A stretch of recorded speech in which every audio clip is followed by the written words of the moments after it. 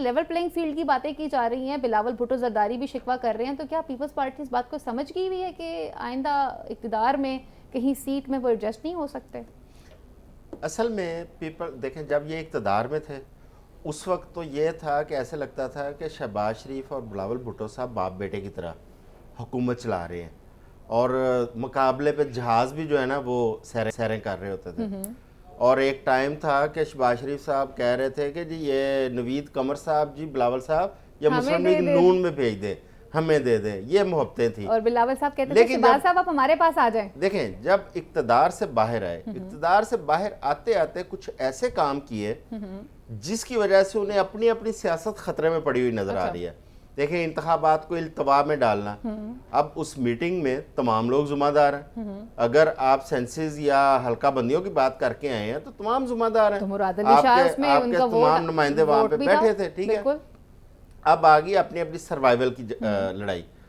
اب مولانا فضل الرحمان صاحب جو باتیں کہ پہلی بات ہے کہ مولانا صاحب الیکشن نہیں لڑنا چاہتے۔ اچھا 2 دن پہلے انہوں نے کہا جی کے پی کے اندر بہت ٹیررزم ہے، میں وہاں پہ کمپین نہیں کر سکتا، ہیلے بہانے سے وہ چاہتے ہیں الیکشن ملتوی ہوں، الیکشن نہ ہوں، میرا ٹائم گزرے۔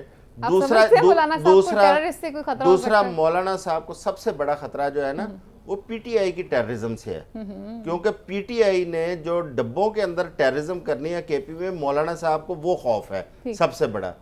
تیسرا مولانا صاحب کچھ خاص مراعات ہوتی ہیں جس کی وجہ سے کسی پارٹی کے ساتھ الحاق کرتے ہیں، وہ ساری دنیا کو پتہ ہے۔ ٹھیک ہے۔ چوتھی بات یہ ہے کہ یہ سانو بھی دس دے نا، ساڑھے بھی پتہ پوے، وہ اس کو آپ ڈیفائن کر دیجئے پتہ ہے، ہمیں نہیں پتہ۔ چوتھا یہ ہے کہ بتا دیں بلال صاحب نے ریکویسٹ کیا بڑے پیار سے، ابھی حکومت چل رہی تھی، ایک نئے الائنس کی طرف چیزیں ٹلٹ ہوتی ہوئی نظر آ رہی تھی۔ وہ الائنس کیا تھا کہ سندھ کے اندر بالخصوص جے you I, G D A اور ایم کیو ایم اور مسلم لیگ نون مل کے یہ ایک نیا اتحاد بنائے گی پیپلز پارٹی کے اگینسٹ۔ اب پیپلز پارٹی کو وہ والی جو پلاننگ، وہ اتحاد ہے، وہ نظر آ رہا ہے۔ اس لیے یہ لڑائی ہے سروائیول کی کہ ہم نے اپنی اپنی سیاست کو کیسے بچانا ہے۔ اب اس سے بہت ساری چیزیں واضح ہو جاتی ہیں۔